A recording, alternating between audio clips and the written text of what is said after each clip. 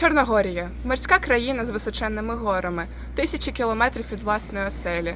Чужа мова, інше небо. Здається, є далеко, але насправді я ближче додому, ніж будь-коли.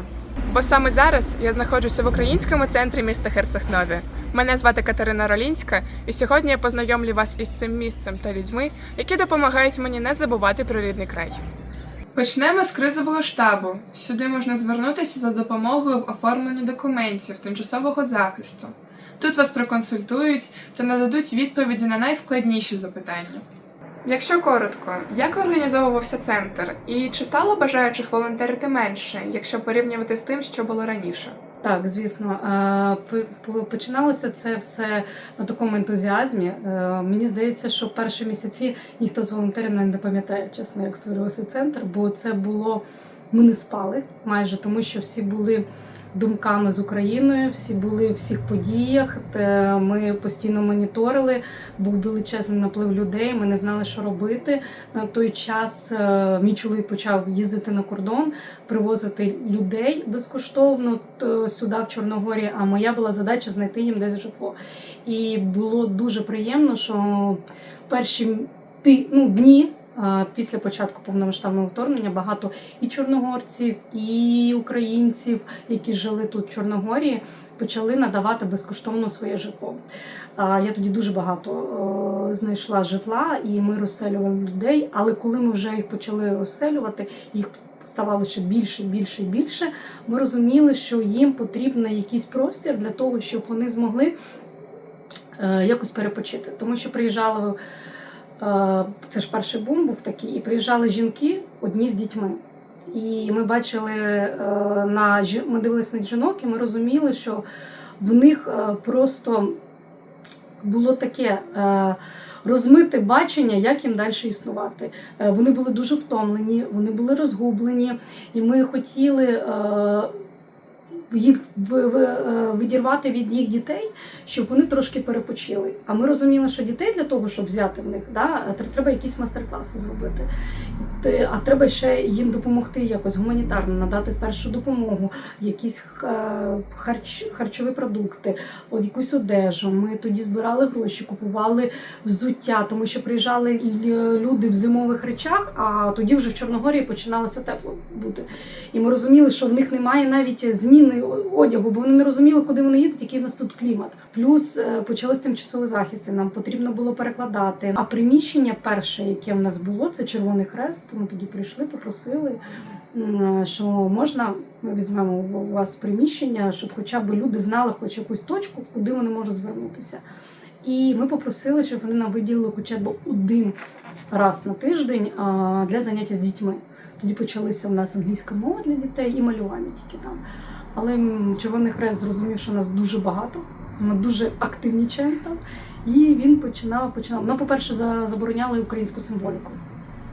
Всіляку. Ми не мали право в Червоному Хресті повісити прапор, або, наприклад, якісь малюнки дитячі навіть з Україною зв'язані, ми не могли вішати.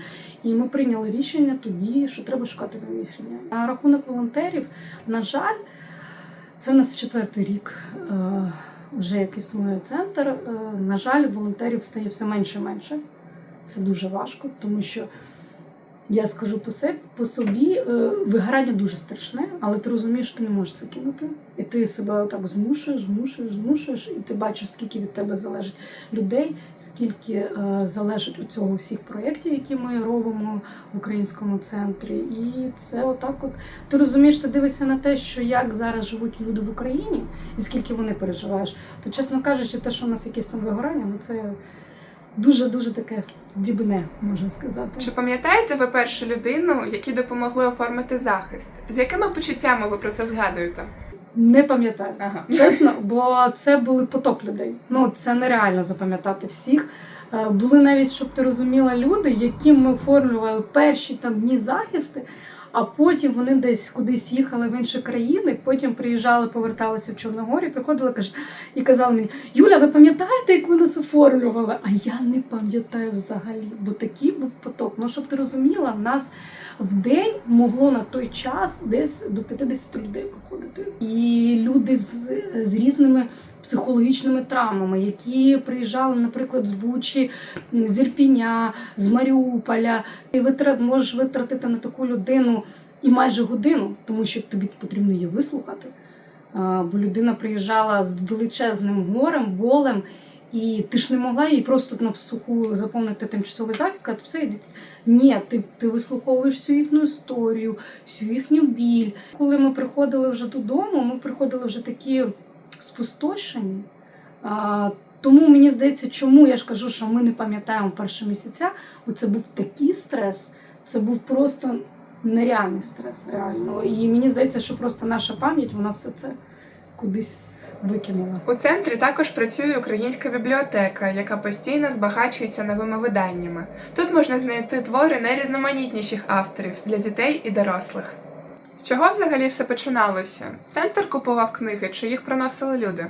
Була якась невелика кількість книг, які, мабуть, люди принесли, але потім, коли нам виповнився рік, наскільки я пам'ятаю, нам посольство подарувало, от там добірка є, класична література, там переважно шкільна література, вони всі українські центри подарували. І якось воно додало об'єму тим книжкам, які в нас були, і почали купувати. Переважно ми спочатку купували, мені здається, рік-півтора, дуже мало дарували, а зараз навпаки тенденція, що ми майже не купуємо, нам все дарують. Яка книжка з цієї бібліотеки нагадує вам про дім найсильніше?